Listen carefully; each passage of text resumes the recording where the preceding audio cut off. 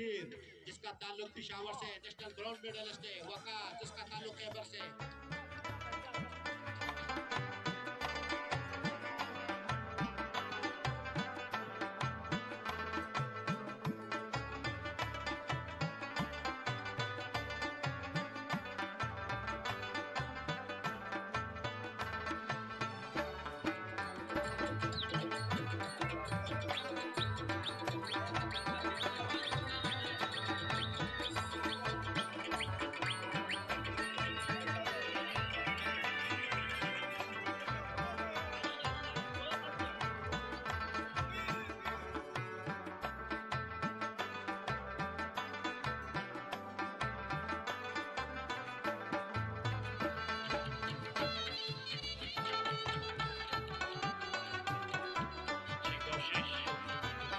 अभी इस दफा फैसला होगा कि कौन विनर होगा।